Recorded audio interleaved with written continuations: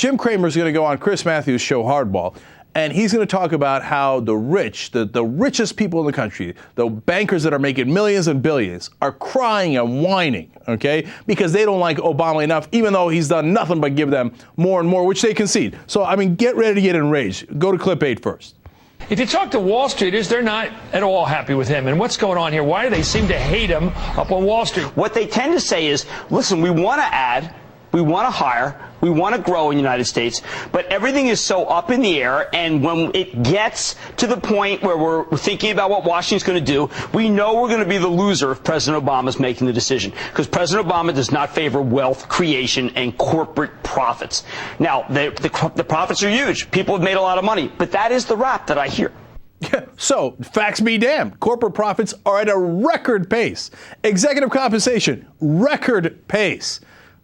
Taxes at a record low. What did Obama do? He furthered the Bush tax cuts. It continued them. All they've gotten is tax cuts. They haven't gotten a single thing against them. But they're convinced Obama's not the right guy. No, they're going to whine, and they want more and more and more because they're not rich enough, because their greed knows no bounds. They continue. Well, I've got to tell you, it's a mindset, Chris. It really is. I mean, what happens is you'll say to these guys, listen, your stock's up big, you're paying yourself a lot, you're doing real well, and they will come back and say, in this country, we can't grow. We can't grow because the government overregulates us, of which I say, oh, give me a regulation. And they usually cite the EPA or the NLRB. In this country, the president, we can't sit down with him and tell him how to improve the economy. And I come back and I say, guys, why do you blame the president? I mean, doesn't it seem like that both sides are equal to blame? It's this guy. They keep saying, listen, the first 2 years we think he didn't get it. Now we think he gets it, and he just doesn't think we should do as well as we're doing. On what basis? On what basis do you say that? We can't grow? What do you mean? You've grown exponentially, both under Bush and Obama. You're the only ones winning. We're all getting crushed, but corporate profits continue to rise. What do you mean you can't win in this country? And they say, oh, under Obama, this guy. I don't know why, but we just hate this guy, even though he's given us everything we want. Has he? Yes, he has. We still hate this guy. But you try to appease them and see how that works out. And look at the last thing he said. He said, now Wall Street believes that Obama gets it. That's because he wants their campaign donations. But they still hate this guy. It doesn't matter how much you appease them, they're going to hate you anyway. Here you go on Republicans. No, look, I'm telling you that when you get off the desk with them, they really just feel like, look, if we got a Republican in there, we could really do a great thing in this country by hiring a lot of people. If we could just get a Republican, our corporate profits wouldn't double or triple. They might quadruple. And the American people might get even less money, and they might have to pay more taxes. Wouldn't that be awesome if we had a Republican? We just can't stand this guy. So who's the better alternative? Oh, this is really instructive.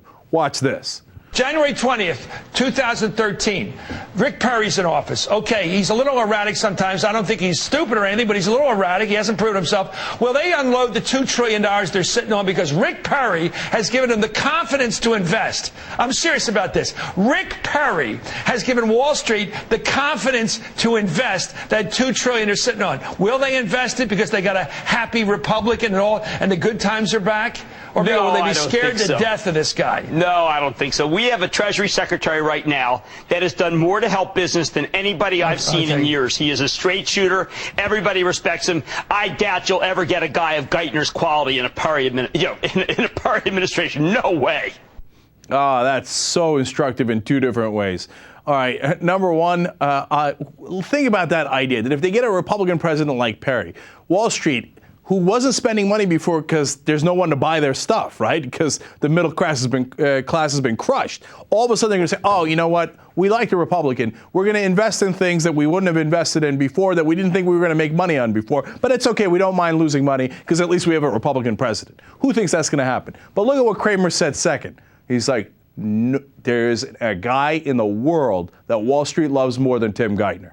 As we told you, as Ron Suskind reported, and we told you about yesterday, he's their man in Washington. That's what they call him. Obama gave them the perfect guy, but they still are not satisfied.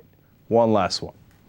They want a guy who's a business. Look, they really want business people. They want to hear more chatter about how they were called into the White House and they told the White House, look, here's the 5 things you should do, and then those 5 things get done. I know what they want. This is not that kind of administration. They want a guy who is just going to take his orders and shut up and never, ever criticize us. And Obama made a terrible mistake. Once, just once, he called them fat cats. Later, he retracted it and apologized and begged them for money anyway. But once he called them fat cats, as he gave them every stinking thing they wanted, as he gave them their man in Washington, Tim Geithner, to do all their bidding. But he once raised his head. Doesn't he know Wall Street's in charge? Bow your head. And he largely does. He does it 99.9% of the time, and it's still not good enough.